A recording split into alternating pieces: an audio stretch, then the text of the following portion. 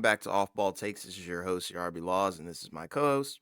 Christopher Wells. We appreciate all the support on our recent content, whether it be our short form content or our full length videos. With that being said, this NBA season has been off to a really explosive start with the first in season tournament being kicked off and some interesting narratives forming as well. And before we get started, please don't forget to like and subscribe and follow us on Instagram and TikTok at the OBT Podcast for more content and updates. Yeah, so obviously, as we just talked about, since we last talked, we had the first stretch of in-season tournament games, right? This was on Friday. Um, so obviously, like this is a new thing that the NBA is coming up with. Yeah. I guess just to add some more, fun and excitement into the regular season. In terms of the format, right, we already kind of know, a lot about it, right? Each conference is divided into three groups, right? And then you have the tournament, in between those two groups, right, with games on Tuesdays and Fridays during November, right? And then you have the four teams from each conference advance to a single elimination, right? And then you have the three pool winners and the wild card, with the last couple of rounds being in Vegas, and then Right. the winners, prize money. And these games also count as regular season wins as well, right? So that adds to the importance of these games. I think the championship game I don't think counts as No, a it doesn't. regular season game. Yeah, no, it doesn't. But all the other ones do. So, initially all the teams mainly have like 80 games, and then you add in the others for the in-season tournament. So there's definitely some incentive, to do well in these tournaments. Yeah. And you could kind of see it in a lot of the games that were played because most of the games, by and large, were very competitive. Mm-hmm. Uh, games that went down to the wire. Yeah. Obviously, we don't necessarily have to go through every single game, right? But of course, you have a couple that were, basically decided by very slim margins, right? You had the Cavs and Pacers game, right, which went back and forth down to the wire, right, with the Pacers pulling that one out against Cleveland, despite a huge game from Donovan Mitchell. Yep. Um, of course, the Knicks Bucks, right? That was another game, right? That went back and forth with the Knicks, kind of being behind for most of the game, then kind of taking the lead late, and then Lillard being able to pull the Bucks out of that, right? Which is one of the reasons why they acquired him. Despite Jalen Brunson scoring 45, but also Julius Randle shooting, I think it was 3 for 16, or Yeah. other than baskets late, he's been really awful to start the season. And that's been a Um, storyline, I think, one to really actually watch because, yeah, New yeah, York's been trying to shop and get another guy, but, we'll see right, and who we actually talked about buys on freaking, what's his name? I don't even know his name right now. Julius Randle, Julius sorry. Randle. No Yeah, and we disrespect. can get into that, once we get into our, last section. But Yeah, for sure. then you have the Wizards Heat, right? That one, was kind of competitive. The Heat ended up pulling it out. Um, Grizzlies Trailblazers, right? That was, that one, and then the Warriors Thunder one. Those were probably your two most well, not probably, they were your two most competitive ones, with the Blazers pulling a victory out in overtime against the Grizzlies. That had them start the season 0-6. Yeah. Um, and then the Warriors, right, ending up prevailing in regulation against the Thunder without Shea Gilgeous-Alexander, but still, they pulled off the game winner in overtime, right, with the crazy possession, right, which had Steph drive to the basket with a layup, kind of around Chet Holmgren and Lou Dort, Yeah. right. The shot is going in, and then initially it's waved off as offensive interference because in the replay it looked like Draymond touched it, and then they gave the basket to Golden State because it was actually Josh Giddey who touched the net first, Yeah. and then the basket was awarded to Draymond as opposed to Steph. Yeah. So that ended up being a game winner, or go ahead shot. Yeah. A Right. little So controversial. Very yeah, interesting. exactly. Yeah, and then the Nets beat the Bulls by two, and then Dallas and Denver, they played, and Denver was up by a decent amount for most of the game. Dallas kind of battled back late, but ultimately just not enough against Denver. Yeah. Um, but overall, I think there was a lot of positives for most of these games. Right, they were all competitive, all they're clearly high stakes games, and you can kind of tell, like the effort level was there. And again, like you look at the scores, right, and the only one that was like a crazy high scoring game was Warriors uh Oklahoma City, right? Most of Sure. the other ones were kind of like average, below average offensive outputs, which is normally what you would see like in a playoff game, right? Because Yeah. even though in the regular season the offense has been pretty crazy, the playoffs normally things are slower paced. Efficiency goes down, and it felt like a bunch of playoff games. So Yeah. I think there's a lot of positive takeaways for it. Yeah, the only thing I don't really like is, I guess, I don't the name is kind of basic, but because it's the first year, Hmm. Maybe get some type of sponsor for it. But other than that, like I don't really have any real complaints. I've enjoyed pretty much most of what I've seen. Yeah, I mean, I agree with you wholeheartedly, and I'm 100% on the side of this needed to happen and this needs to continue. The only thing that I would question is it seems like there's a lot of effort being put into this, but not as much effort, in the playoffs in general. I know marketing for the playoffs, yeah, but like the courts and the uniforms, it seems like there's a whole lot of money, and it might some people might perceive it as a cash grab, especially with it going to Vegas as well. But like you said, I don't really want to harp on the negatives because there aren't a lot, but the positives are definitely there. Like you said, playoff environment for sure. The scores reflect that. The players are really trying. Like, and I think the favorite game that I watched was probably, the Bucks Knicks one, just because, we got to see some clutch buckets from Damian Lillard. And we got to see, the Knicks who still have that dog in them, but I don't know. They still have some pieces that they need to figure out for sure. But overall, in season tournament, I think it's off to a really good start, especially for some teams. Not others, not so much. Right. Yeah. And exactly. And this is just the first crop, of Hmm. in-season games. So we'll get others over the course of, the next month or whatever. So it should be good because again, like I said, I've enjoyed it so far. Yeah. And again, neither of us were opposed to this idea at all. We both felt like, like you said, this is something that probably needed to happen. Yeah. There needed to be some type of, bigger incentive for some of these regular season games. And if you're not going to shorten the regular season, then adding in more games that have some type of extra meaning, I think is probably your next best bet, Yeah. right? Because And I don't think yeah, they're ever really shorten the regular season by a significant amount. right. And this Um, is just the tip of the this is kind of iceberg because yeah, they haven't exactly. even, not every team has played yet.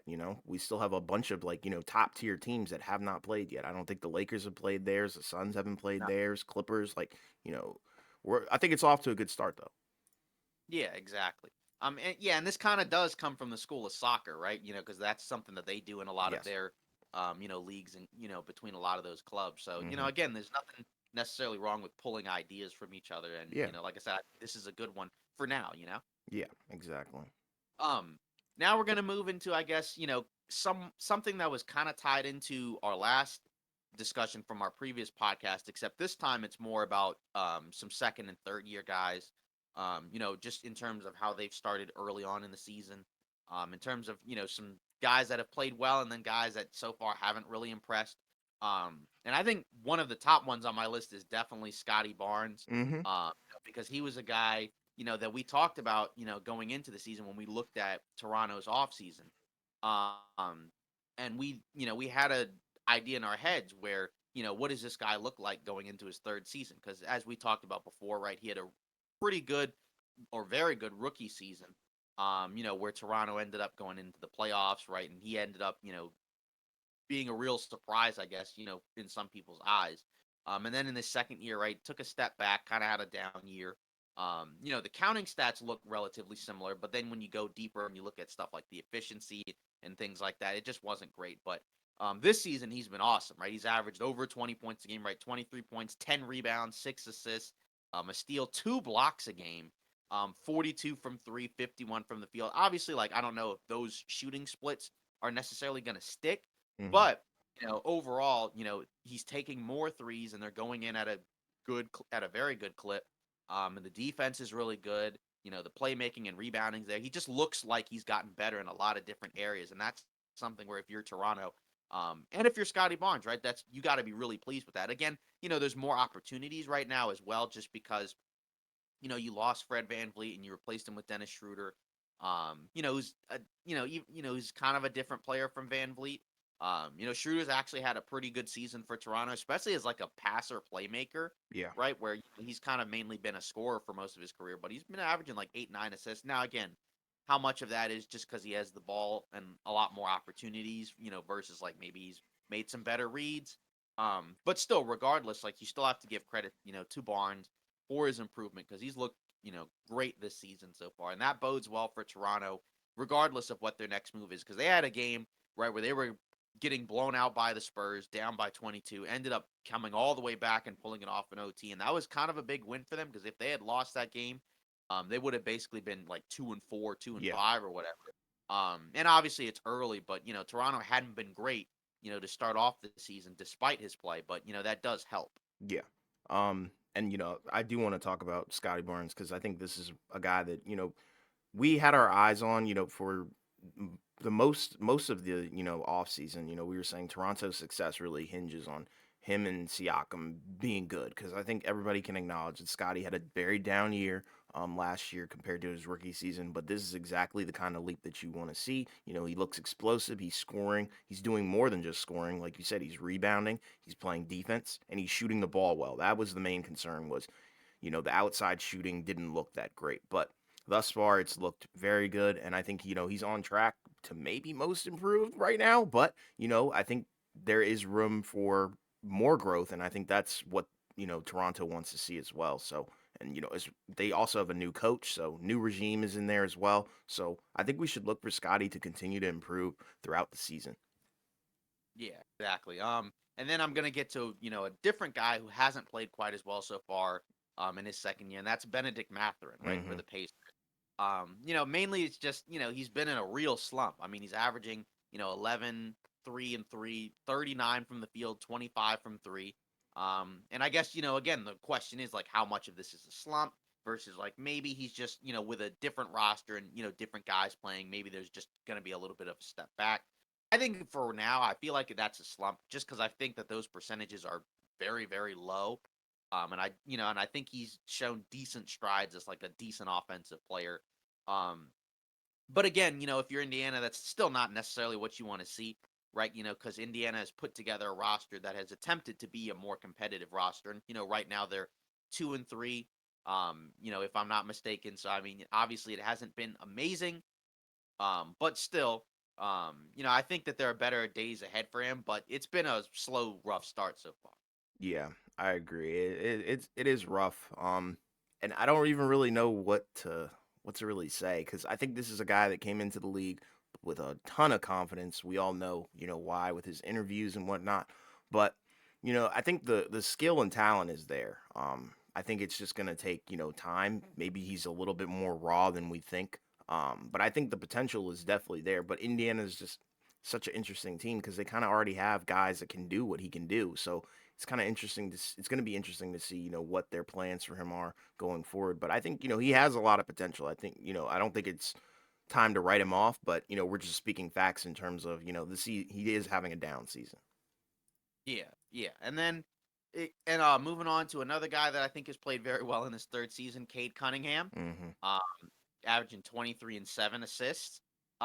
Shooting percentage 42 from the field, which isn't amazing, but he is shooting 36% from three on just under 7 attempts a game, and that's progress right there because before that he shot 31% his rookie year and 28% his second year, taking 5 a game. So that's the big thing in his offensive game that you want to see is an improvement at the from three because again like he's got a lot of size, got good athleticism and skill, but he's got to be able at that point guard spot to have a solid consistent jump shot. Hmm. And so far through the first 5 or so games of the season it's been working for him. Now obviously it's a small sample size, right? So over the next 5 6 games, right, he could kind of go into a shooting slump. But for now, I think this is what you want to see if you're Detroit. Obviously, they are, they started off kind of solid, but they've kind of tapered off the last few games. But either way, you don't expect Detroit to be like a playoff team. You mainly just want to see some of the young guys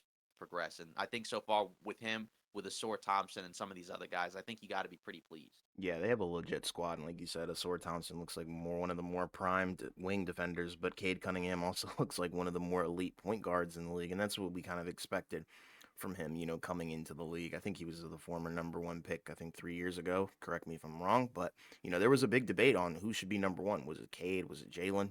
Who knows? But I think, Cade is proving that, he is that guy. And like you said, he just needs to get a little bit more consistent with the outside jumper. But, I think he has all the tools to be, an all time great. He's got the height, he's got the athleticism, he's got the IQ. So I think we should be looking for him to, continue to have a great season. I don't think, the fall off is going to happen for him. Yeah. And then there's one where like I don't think he's been necessarily bad, but I Hmm. feel like he hasn't quite taken the leap that I think he would like. Hmm. I think that's Evan Mobley for Cleveland, Okay. where he's had some games I think where he's played relatively well, but he's also had some games where, it just feels like the offense is still kind of a little bit behind, averaging 15 points, just under 12 rebounds a game. The rebounding has been really good, and some of that was the games that Jared Allen was out because he did start off that year, this season with an injury. Still averaging over 2 blocks a game, so the defense is there. 3-point shot, unfortunately, still hasn't come around. So 3 seasons in, still shooting, in the 20s from three. So that's kind of unfortunate. And like I said, I think that part is what makes the Allen Mobley combo long term probably just not ideal because if neither guy can really space the floor, that's a problem. And then, the efficiency is kind of down, right? Because he was at 51% rookie year, 55% last season, and right now he's at 49%. Again, maybe some of that is a slump.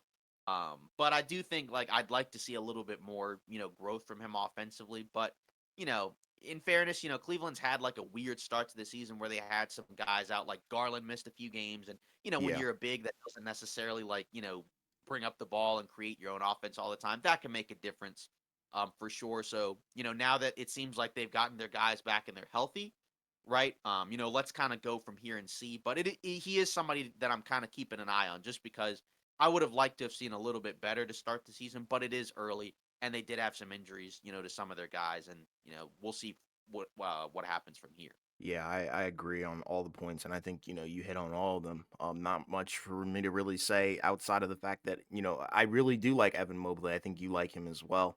Yes. It's just it's tough, especially when there's a lot of bigs that seem to be a little bit more dynamic than him. Maybe even like you could even say Wembenyama is a little bit more dynamic than him at this point. But I think he has the skills. I mean, the frame is there. He's got the physical gifts. He's got the tools. We know he can knock down shots at times. I think it's just a matter of being consistent and just having that drive. We don't know him, personally, obviously, but so it's hard to speak on character. But I think he's got all the physical tools to be great. He's just got to hone in. Yeah.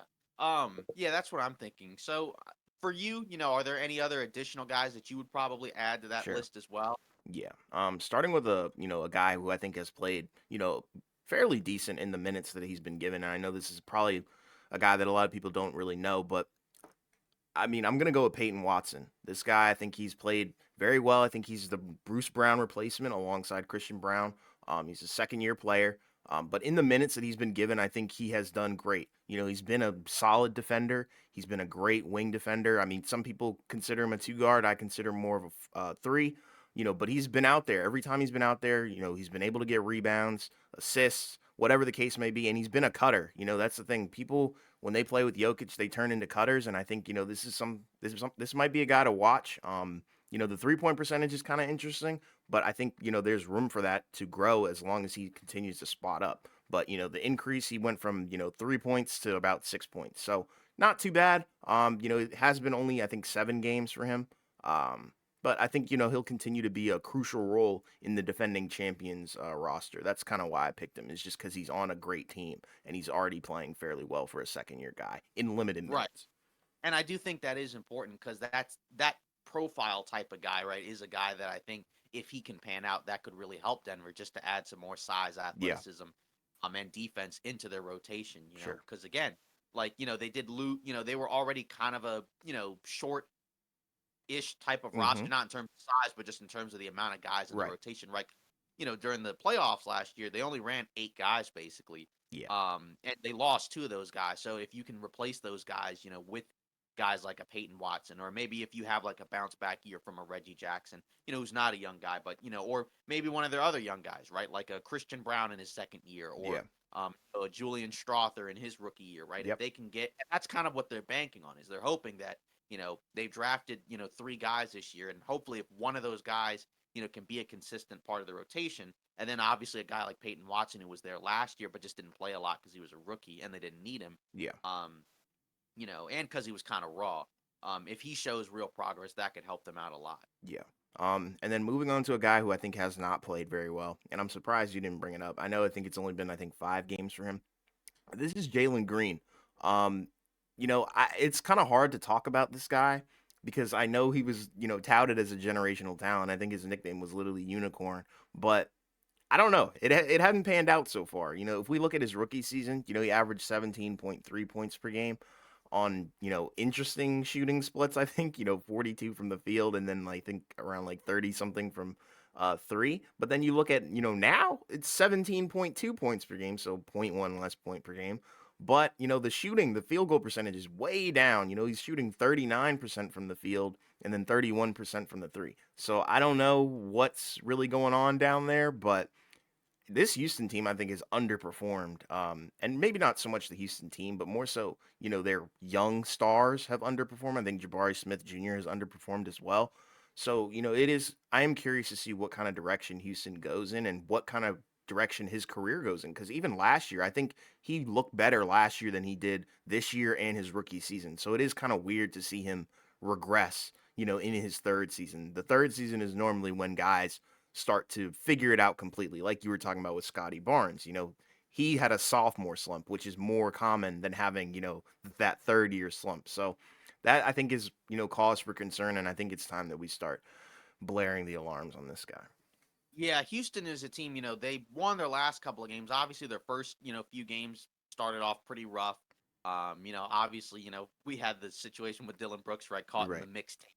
Yeah. But like you said, the main thing is like some of the young guys, like you said, for Houston have not played, as well as you would have liked, because say like a guy like a Dylan Brooks, he's actually played very well, Yeah. uh, for Houston. And that was kind of like one of the main signings that I think, was maligned, right, by a lot of people, right? Obviously it was, because of the long-term deal, even though the money goes down per year, but he's, been playing very well, right? He's averaged 18 points, just under 2 steals a game, right? Shooting 60% from the field. Now that I don't think is sustainable, right? Right. Because we know he's a hot and cold guy.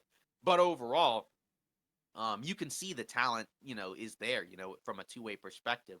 Van Vliet, the counting stats, 18 and 9 is cool, right? But 38% from the field, not necessarily great. But that's kind of par for the course, for him, just Yep. because, a lot of his shots, tend to be threes. I think he takes 17 a game. He takes 17 shots a game. 9 of those are threes. And he's not a great finisher around the basket. That's usually how you can get a guy that ends up shooting below 40% is if Yep. they take a lot of perimeter shots and they're not great around the rim. Yep. But still, you can see those two guys. I think still for the most part have been pretty solid. For the team, but it's been some of the young guys that I think that have kind of let them down. Like you Yeah. said, Jabari Smith Jr. The first few games didn't play great. I think he's been better the last few games. Absolutely. Uh, Especially on you the know, rebounds. yeah, like Şengün has played well. Obviously, Yes. the issue for him is the defense, Hmm. just because he's not a great defender. And then, like you said, Jalen Green has definitely been in a slump. Like you said, under 40% from the field. So that's kind of the main thing is that, like, if the young guys can pick it up, then that will help Houston get some more wins. And I think that coincided with, their last couple of wins, Hmm. against the Kings. Yeah. Um, you know what I mean? So, like, I think just in general, like, with these young guys, you're just gonna have to give them some time. We'll see what happens with Jalen Green because it is kind of a interesting mix of players on this roster. It's a roster where it's got a lot of young talent, with some vets, but it was still a team that we didn't really expect to be great this year. Right. Certainly competitive, but with these last couple of wins, maybe they've turned over a new leaf. We'll have to see because it's so early into the season still. Yeah. But it is definitely a guy to keep in mind because, like you said, he's definitely struggled. And in year three, you'd like to see a little more. Yeah. Actually, a lot more. Exactly. And then my final guy is Paolo. I think this one kind of goes without saying. I know, he hasn't really taken a crazy leap. It only has been, I think, around 6 games. But I think the biggest leap that he has taken was definitely the efficiency. If we look at it through 6 games, he shot almost 50% from the field, coming from a guy who shot 42% in 72 games last season. I think that's a pretty big leap in terms of 5% so far. And then from three, Right. he shot 29% last year, and then this year he's shooting 33.3%, and then with 17 points. So I think, it's there, and they're going to continue to play through him as they should. And then obviously, alongside Wagner, I think, he looks really, really good. So I think this is a guy to watch Yeah, and I by think the time of the end with of the season. right, and I think with some of the Orlando injuries because they're 4-2 right now. But despite now they're gonna unfortunately have some guys out. Right, Fultz has been out for a little bit. Yeah. Wendell Carter Jr. just I think fractured his finger, so he's Hmm. gonna be out for at least a few weeks. Gary Harris is out, so there should be some more opportunities for him. I'm curious to see how the if the efficiency holds up with the opportunities, but still, like you mentioned. And like I expected going into the season, I think we're going to see, in year two, a better version of him, or at least a more efficient version Right. of him, right? You look at the passing, right? He's averaging 5.5 assists a game, compared to last year, right? Where he was basically, around a little under 4 assists, right? So the Hmm. playmaking is there, the scoring is there. The rebounding, maybe you'd like to see a little more, but Orlando's a huge team, so it's like Yeah. they have a lot of guys that can get rebounds. So I don't expect like, one guy to get like a ton of rebounds on the team. It's more of a collective size thing. Um, but I think, yeah, that's definitely a guy, to keep in mind because that again, he was the number one pick. And he should be getting better. And this team so far, has been a lot better than I think even we might have thought to start the year. Obviously, again, it's 6 games in, so we'll see if they can keep it up. And they got some injuries to take care of, unfortunately. But still, like you got to be pleased if you're Orlando so far. Yeah, absolutely. And then, just one last quick one. Sure. Obviously we had mentioned him last week, but just continuing to mention him because he's played very well is Jalen Duren. Right. Obviously, Absolutely. averaging 15 and 12 rebounds a game, 3 assists, 66% from the field, over a block a game, right? Just looks better pretty much in every facet. And again, this was a guy that we said to look out for Yeah. coming out of summer league, coming out of preseason, just because he looked like he had, improved in a lot of his skills because he kind of came in mainly as just like a interior rebounder type guy. But Yeah. now you look at him and he's doing a lot more, with the ball in his hands. Even with from a passing perspective. The free throw stroke looks better, right? Still not shooting threes. We saw him do it in the summer league, but again, that's fine. Um, Overall, like again, as I've continued to say, he's played very well. I think, and if you're Detroit, again, like we mentioned with some of these other guys, they have a lot of really good young players. And, it's good to see, um, a guy like that, be rewarded for his efforts in terms of like, Absolutely. yeah, playing a lot of minutes, just getting a lot of opportunities out there. Got to stay out of foul trouble, which is one thing that I'd like to see improve, right? He's averaging just under 4 fouls a game. He got tossed in his last game, for a flagrant two. But still, like, even regardless, I'm pretty pleased with what I've seen from him so Yeah, I agree. far. And now, we're gonna get into our, before we get into the news rumors, just the last segment in terms of just, a few, I guess early takes, from what we've seen early on, and obviously, I'm gonna let you kind of headline this segment, and I'll Sure. kind of respond. This is basically kind of similar to that, hot or drop, thing that we did going into the season. So just take it away. Yeah, so my first one, this one might actually piss a lot of people off. But Hmm. who knows? People might actually like this one. But Hmm. Kevin Durant MVP. This one I think is kind of an interesting one. I think he's played very good, through 7 games so far. And he's carried the load and he shouldered the load without, Bradley Beal and Devin Booker for a couple of games. I think he hasn't played with Beal at all, but Devin Booker he hasn't played with for I think about 5 games. So it is interesting. The numbers are there, I think, statistically, I think he's going to be great this season. And we could look to see him carry, this team to the playoffs because it is a very bare bones roster when certain guys are out. So, I'm curious to hear what you think about that one, but that's kind of where I stand on it. It's kind of interesting because going into the season when we looked at the Suns, you kind of would have assumed that the most likely guy to win MVP would have been Booker, just because of the combination of like the age, the talent, Hmm. and the opportunity. But kind of like what you have said, he hadn't played. I mean, Yeah. you look at the big three; they haven't played 1 second together in the regular season, and that was kind of the concern, that or at least I had with the Suns going into the year is, are these guys going to play enough games? I think for Durant, yeah, he individually has played very well. The issue is the team, has just been so up and down. Yep. And I think for him to be able to get MVP, they're gonna have to be, I think, a higher seed. Of course, it's very early right now. I think they're 10th in the Western Conference. They just got a very important win over Detroit because they had lost, I think, three, or four in a row at that, up to that point. Right. And then the main thing is he going to be able to play enough games? Because the only concern, for that, for him right now is, like you said, it's a heavy load to carry. Because he's pretty much got to carry the offense, with those guys out while still having to contribute defensively.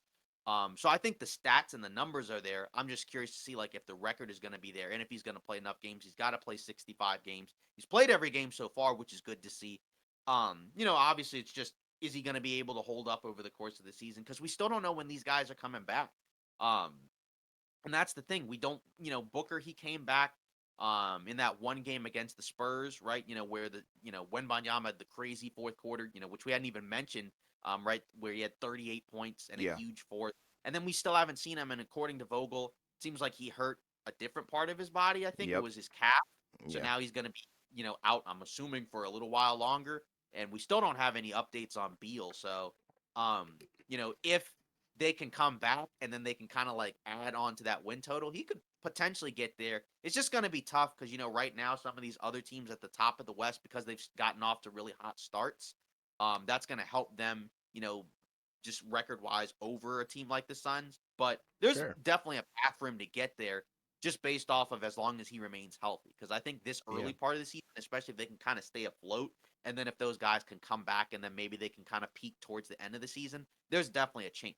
Yeah, because he's averaging 30 points per game right now, currently. I think that's around like fifth in the league. So, points aren't everything, but, Right. the field goal percentage is pretty good as well, And it's 52. not like they're, 0-6 or 0-7. Exactly. They are 3-4. So, like I said, I think that's the pathways. If they can kind of just hang on, and then those guys can come back. Yeah. But because they wouldn't have played enough games, then you can say like, yeah, he did enough while those guys are out. So there's definitely a pathway there. I'm Yeah, definitely exactly. open to the idea. It's not something I would drop, Yeah. for now. I think that's a hot one. Yeah.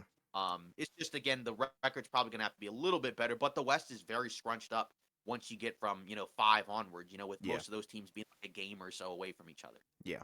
This one is definitely going to hurt some people's feelings, and it definitely hurt me when I was thinking about it, because I think it is the reality. The Milwaukee Bucks are bad. I think this is kind of one that people have talked about and have hinted at for a little bit, but defensively, this team has lost its identity completely. There's times where they don't even look like they know what's going on necessarily. And even on offense, sometimes Lillard doesn't look like he knows what he wants to do with the ball. Like there's times where they're having Giannis and him run a two-man game, but then they don't even go to the two-man game. Like Lillard will kick it to the corner for some odd reason, and then it's just a bad shot from the corner. But I think they have good personnel, but I think the system that they're playing in right now is just not good, especially defensively. They kind of get steamrolled and they allow, I think, too many points. They shouldn't be allowing that many points because then it makes it harder for them to win games because then you have to outwork and outscore your opponent, pretty much every time. And it's, not so much based on, okay, yeah, we can get stops to win. We need our offense to win. So it is kind of interesting that the path that this team is on right now, but I think they're bad right now. Right, and I think it's definitely gotten off to an interesting start. They are 3-2. They did get the win over the Knicks where they were getting it looked like they were on the verge of losing that game, but Hmm. Julius Randle, prevented them from Yeah. uh, losing that game. And Lillard, of course, obviously turned it up. And I think, like I said, I think that's the identity for the Bucks now is that they're gonna be a more of an offensive oriented team. It was kind of intriguing because that game was pretty low scoring. Yeah. Um, for the most part. And some of that was, just shots not going down, especially, in New York's favor. It was really Yes. Brunson. He had And like 40 something. yeah, 45 against the Bucks. And that's kind of a concern because we've seen, through some of these games, these guards have been going off. To your points per game point, right? When you look at their opponent's points per game, they're giving up 119 a game, which is, the sixth highest in the league, Yeah, that's right? So bad. that's, a very high amount. You look at defensive rating, and they're in the 20s. So I mean, like, that's not ideal. Either actually, if looking at it, they're 26th in defensive rating. Yeah, Um, so I not think there ideal. is right. So I think there's potential room for improvement. But again, where is it going to come from? Some Right. of that is, like I said, like you said, the scheme. Because I think you saw them switch up the scheme a little bit at the end of that Knicks game. But still, you're really heavily relying on Giannis and Lopez, to kind of erase everything around the basket, and kind of make up for the lack of defense that you got, on the perimeter because they just don't have any real great options on that, from the perimeter. For the wings, right? They're playing Jay Crowder a lot. And Marshawn Beauchamp has kind of been in the rotation now as well. Hmm. But I think it's a team that I feel like come trade deadline, it would be nice if they could maybe move one of those guys. Like maybe if you could move like a Pat Connaughton, Yeah. or somebody like that. Because they don't have a ton of those type of contracts, but I think they're gonna have to move some of those guys to get some type of defensive guard, or wing in there, just because it's been pretty rough. Like, and that was my concern for the Bucks going into the season is I think even though I know that it is more of an offensive oriented league, I still think you have to be able to find ways to get stops. And in the playoffs, like the scores are not the same as they are in the regular season. There's a lot better defense and also just better effort in the playoffs compared to the regular season. And so far, like the Bucks, I mean, they're 3-2, but it's the type of 3-2 where you don't necessarily feel great about it because it's a lot of like, games where it's like it could have gone either way, right? Like that Knicks game could have gone either way.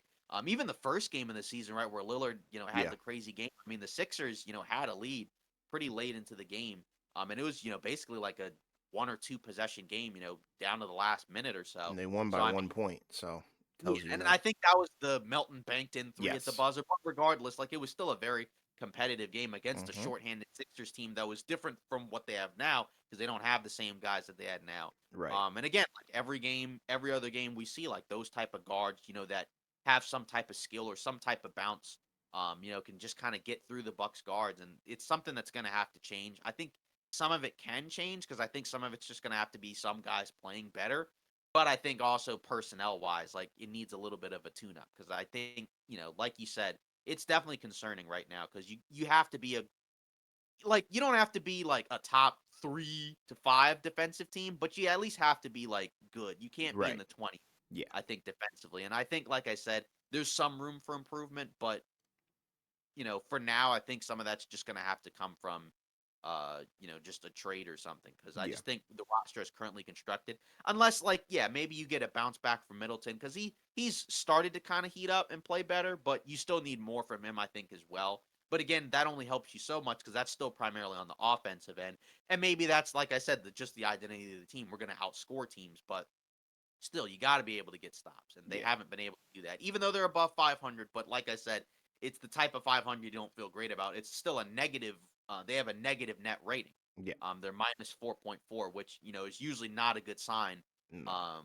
With a team that's above 500, Yeah. They're that's kind trying. of They're like where you have. squeezing. They're just Yeah, squeezing by. right. Yeah, that's kind of like where you kind of when you put a team like sort of in a fraudulent team category, and I don't think we have any like quote unquote fraudulent teams just yet, just because Mm-mm. it's so but you never want to see a negative point differential with a team that's above 500 because Yeah. that's usually not a good sign. Because, like you said, it just means that you're kind of in the games that you win, you're probably barely holding on, and then in the games you lose, those are the games where you're getting blown out. Yeah. How about this one? I think this one might not be super hot, but I think it's more so interesting. Wemby Sure. might win Clutch Player of the Year. Ooh. Yeah, because I Okay. mean, okay, let's look at it right now. I think he has Mhm. about 21 clutch points season or clutch Yeah, points this season. So that's right. tied for I think fourth best.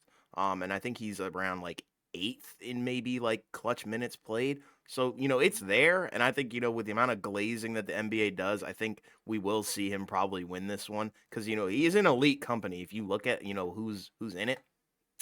Mhm. I believe it's LeBron James, Luca, Mhm. Wemby, and I think Curry. So that's kind of interesting for him to be grouped in those guys, especially as a rookie. So he does lead them, the rookies that is in clutch points this season, and he's tied for fourth best. So I think he might win it. Yeah, he definitely could, and as a rookie, that would be pretty impressive.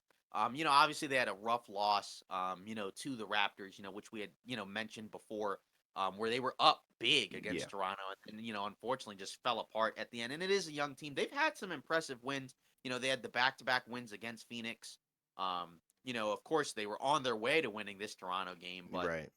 now unfortunately the issue now is they got some injuries to deal with, and I think that's where it's going to be a problem because if those guys, like a Devin Vassell, and maybe a Keldon Johnson, I think I saw him on the injury report. Um, yeah, he's listed as questionable, Hmm. so maybe he plays, but Vassell's out, and we don't know when he's coming back. He's day to day, and that's a big part of their of their squad.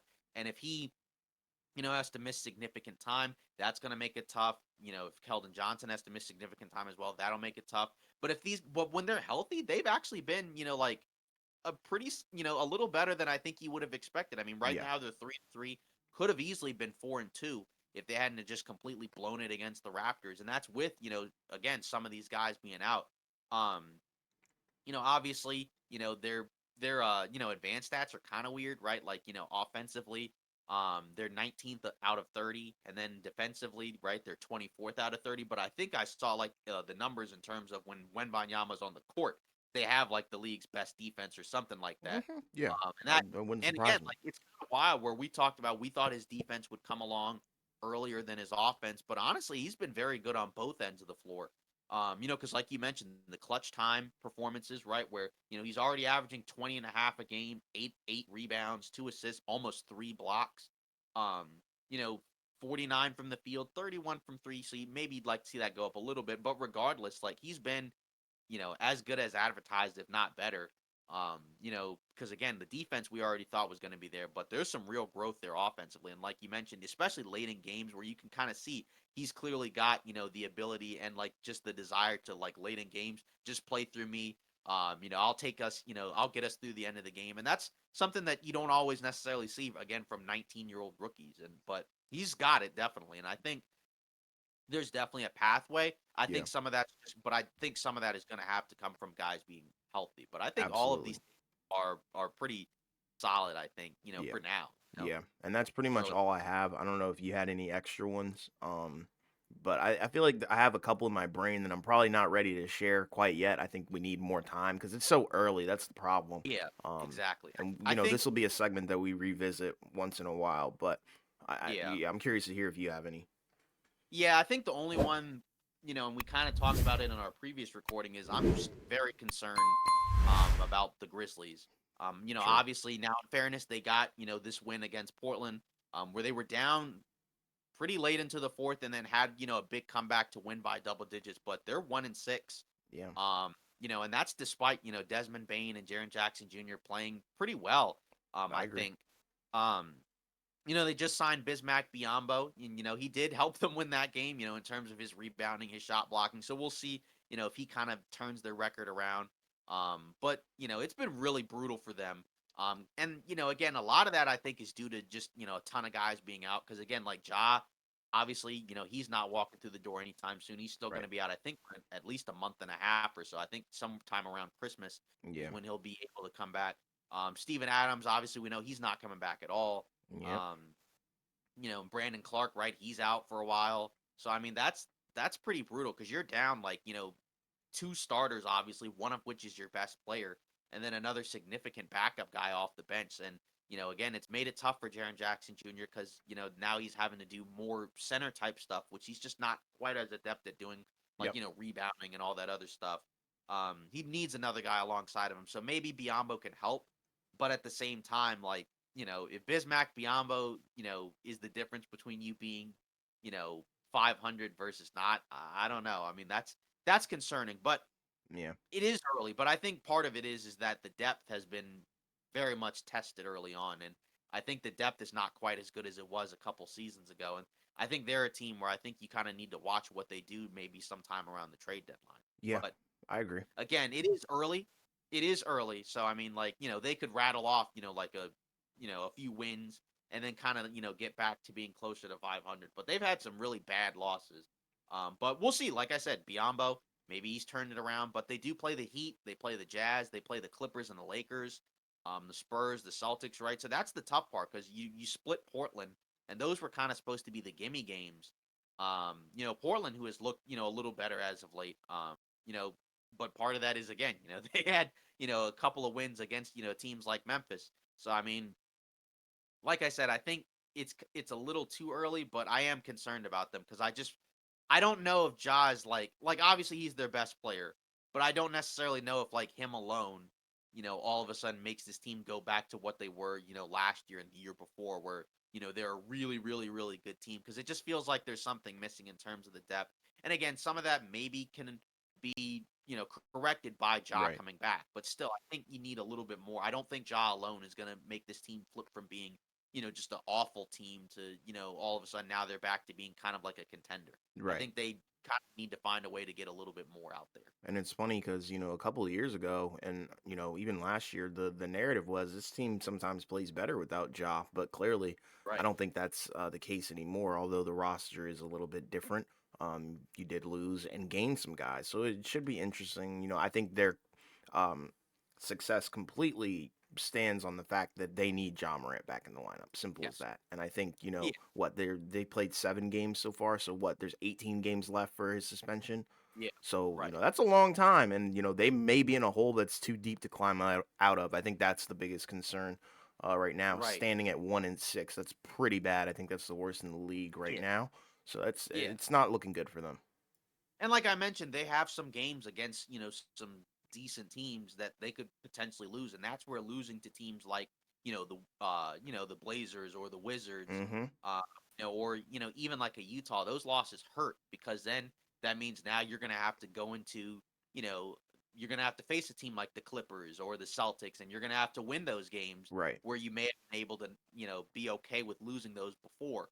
Um, so I mean, I don't know. Like that's pretty difficult. Again, we have seen some teams, bounce back from really slow starts before, obviously because it's so early in the season, right? Like last year, the Lakers were like 2-10, and they started off I think 0-5. Yeah. So I mean, we've seen teams bounce back before. Even a team like Boston was below 500, the year they went to the finals during the first half. So there's a pathway, but like I said, for Memphis, I don't know if there's an answer right now because again, you know, their issues are predicated by guys being out that aren't going to be back, or Right. at least or in Josh's case, he won't be back for a while. And that's what So happened last season too.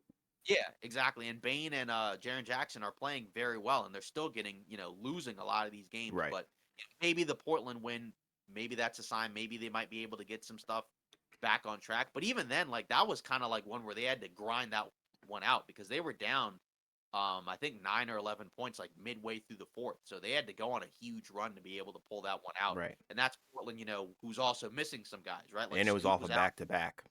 Yeah, and like you said, it was a back to back, right? Again, Scoot was out.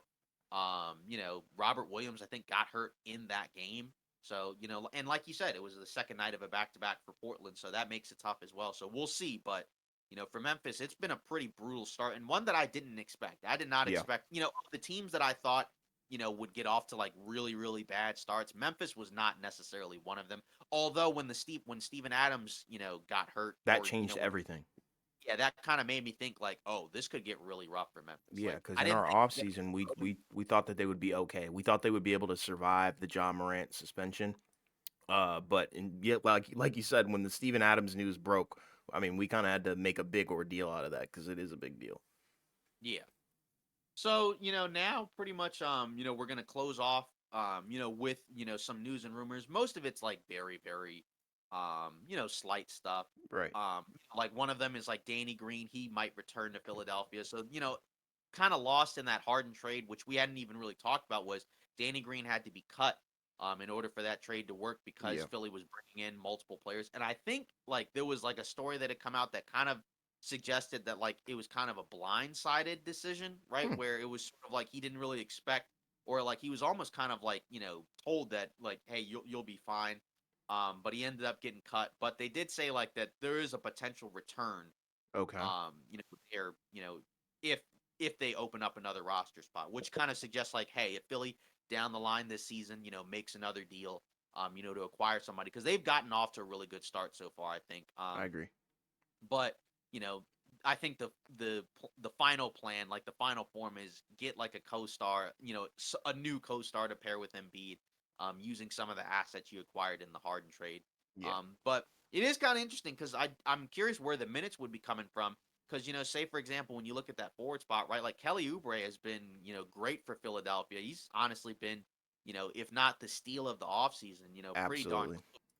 You're talking about a guy, who was on a minimum contract, in the starting lineup, right? Averaging, 21 a game, right? On really good efficiency, 54 from the field, 45 from three. I don't know if that will be sustainable, but, he has stretches, where he, can heat up and, be a really impactful offensive player. Doesn't pass at all, but still, Yeah. um, it gives Philadelphia some more, athleticism and, just versatility in that wing spot, which is something that they didn't have, which is part of why we like some of what they got back in that Harden deal, because you got some guys in positions that you had, that you were missing.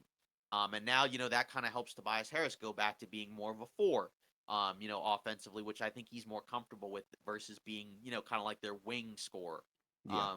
So I think overall it's pretty much worked out for Philadelphia very well. Yeah, I Obviously, you got agree. to, how this continues to hold up, just in terms of like, what does it look like once they're playing, some of these other teams. But still, like, regardless, you got to be really pleased, with this because again, it just makes Philadelphia just a more dynamic team and a little bit more dangerous. I think now that they have guys at other positions, Yeah. you can survive the Harden absence now that you have Maxi playing very well, Yeah, and then you exactly. got Melton in the backcourt as your defensive guard.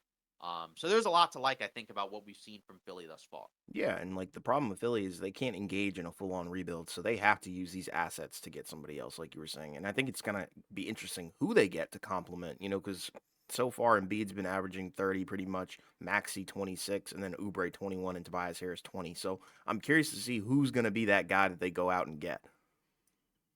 The Nick Nurse offense, at work.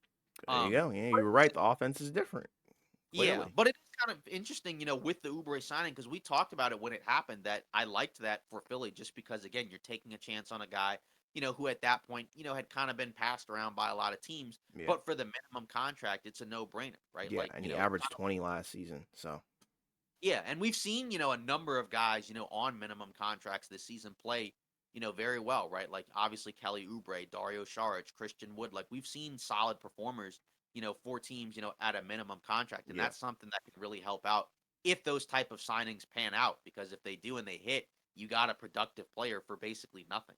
it's a steal, like you said. Yeah.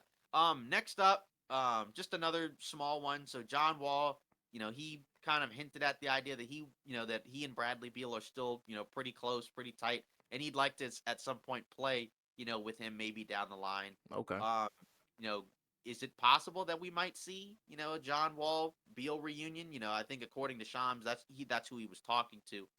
If the opportunity arose, I don't know if it will. Hmm. Um, I think he was a guy that I think was potentially rumored when he got bought out by the Clippers or whoever it was, that he was traded from last year.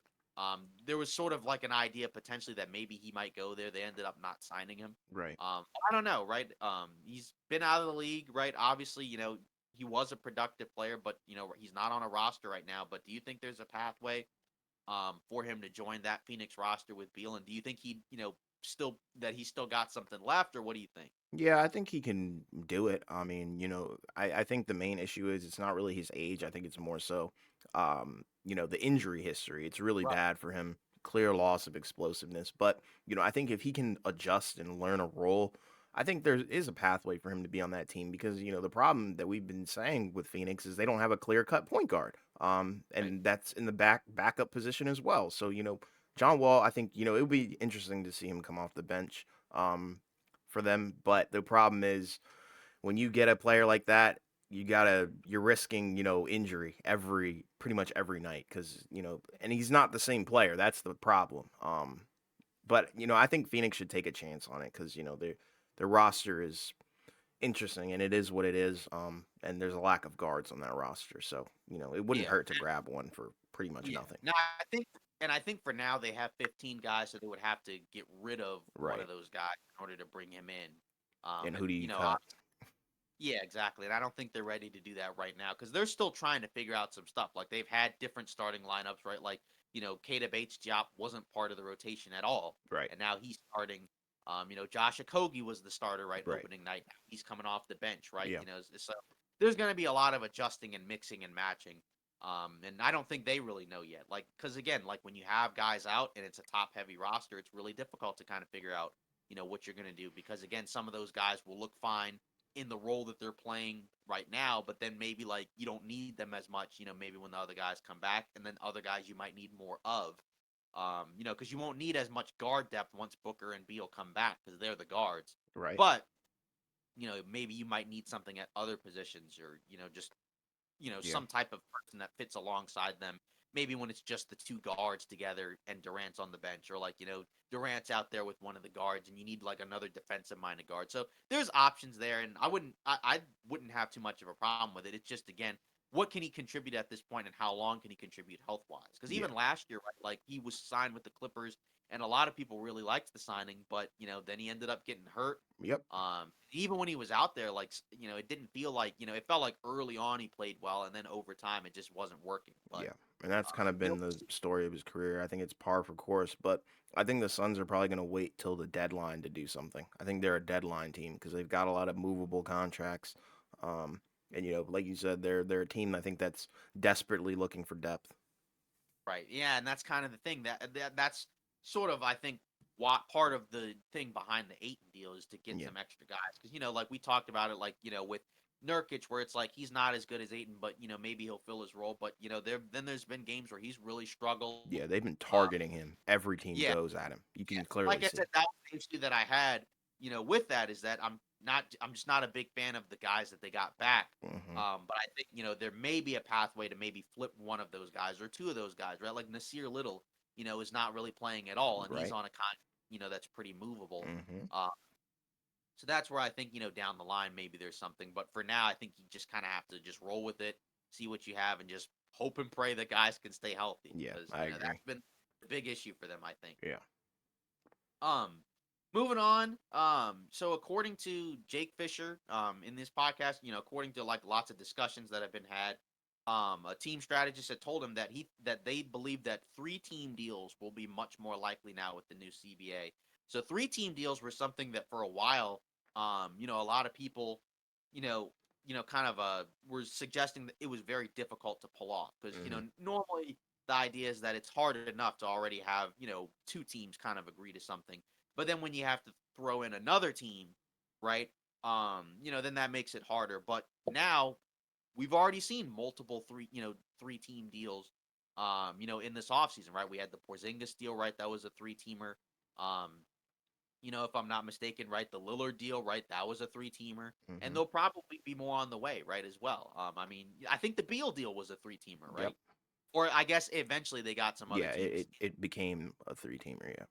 right? So yeah, so I think that makes sense because again, with the CBA, then there's also some limitations on what some of the top luxury tax teams can do in terms of the flexibility with deals. Like, I think teams with lower amounts of salary they can kind of go over the cap a little bit. I think for trades, and then like when you're way into the tax, like the salaries have to be almost exact, basically. Yeah. So there's a lot of I think momentum towards that, and it is interesting because with the 3-team deals, right? Like again, it provides a little bit more, incentive and for some teams because now it's like, oh, if we have another team in here, we can get an asset from this team and bring it to this other team. Right. Kind of like what we saw with the Harden deal, right? That was basically a 3-team deal, which we hadn't even mentioned yet as well, right? Even though Oklahoma City didn't give up anything in terms of players, they did give up a pick, Yeah. and that was used to help, facilitate that Harden deal. Right. Um, so I think it makes sense, and I think as we get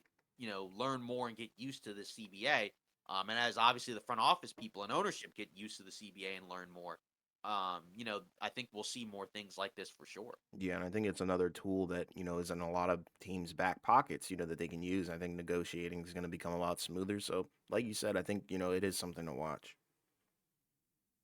Um, yeah. So I mean that's pretty much it in terms of Harden, he plays tonight. yeah.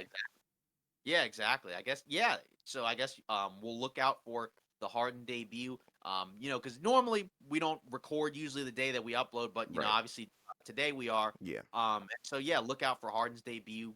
I believe it's against the Knicks. Yeah. So it'll be interesting to see. According to that starting five, right, that Ty Lue mentioned, it's gonna be Westbrook, Harden, Paul George, Kawhi, and Zubac, right? Yep. So now they're not gonna have like a more traditional four type ish player. It's going to be all five of their main guys, and I think it's going to be intriguing to see how it works because Yeah. now you don't really have like a other than Zubac, you don't really have like another dirty guy or not dirty guy like dirty work guy. Yeah, I know what you meant. Yeah, I Yeah, got you like though. yeah in the lineup in the starting five. Everybody needs the ball kind of for the Yeah. most part. Plays a lot with the ball in their hands, so I'm very curious to see how it will work with that starting five. Um, but regardless, it should be a fun debut. And then again, we'll see what the Knicks do because, we'll probably get to them, sooner rather than later. But they've been kind of up and down, especially with the Randall performances. He's been bad. Like I think they said like Horrible. all time bad Yeah. to It's been start the horrible. season. I think I saw a stat that basically said he's shooting the worst field goal percentage this early into a season since 1959. So That's yeah, bad, man. I didn't think it I was just that bad. yeah, the worst field goal percentage in the first 5 games of a season in NBA history, minimum of 75 attempts. So The fifth worst is Kerry Kittles at 28% in 1997. That was a New Jersey Nets guard. Yes. Chet Walker Okay. in 1964. I think he was a forward that played for Philly with Wilt Chamberlain. Okay. He shot 28% from the or 27.6%. Then you got Julius Randle, 27.6%, 2023. Jim Jackson in 2000, 26.6, and then Woody Salisbury in 1959, That's bad. 23.8%. So when you're in that type of company, that's pretty brutal. I mean, I think he's a better player than that, for We know sure. that. But it's yeah, we know that. It's just been brutal, and it just highlights, I think, some of the issues with the Knicks team where I just think it's gonna be really hard for them to go, far with Julius Randle as their second best player, Yeah. just because I think there are some limitations to his game and And also when it RJ's been comes out. to that with the way he plays. And then RJ Barrett's your third best guy. I just think And he's been out. yeah, and he's been out. And exactly, and with him being out, that means that Randall has to do even more, which, you don't necessarily want him doing. Yeah. But I don't know. That's a pretty rough start to the season. Again, I don't expect him to play like that, the whole season. Yeah, But, yeah, yeah. he did I have got that year a couple of years ago after he got the big contract where he took a big step back. you. Yeah. Again, I don't think it'll be this big of a step back. I mean, that's like a size 50 shoe step back. Yeah, this is Um, not good. I didn't know yeah, it was that bad. yeah, but it's got to pick up because I mean, you know, for the Knicks, they're only going to go as far as Brunson and Randall and Barrett can really take them. And with him Right. being their second best guy, if he's going to have these rough games, it's going to be hard for them to go places. Yeah, exactly. Yeah. But yeah, that's pretty much it for today's episode of Off Ball Takes. Again, let us know in the comments what you thought in regards to, our hot takes on some of these teams. Of course, what you thought about, how you thought about the second, third year guys playing, and what you thought of the in-season tournament. Again, just let us know because I mean, I think right now we're pretty high on the in-season tournament, but Yeah, maybe absolutely. you're not. Maybe you feel like it's kind of a waste of time. But again, don't forget to like, comment, and subscribe. Of course, if you haven't already done so, also follow us on socials, right? Instagram, as well as our TikTok. So we appreciate the support, and we'll see you Friday.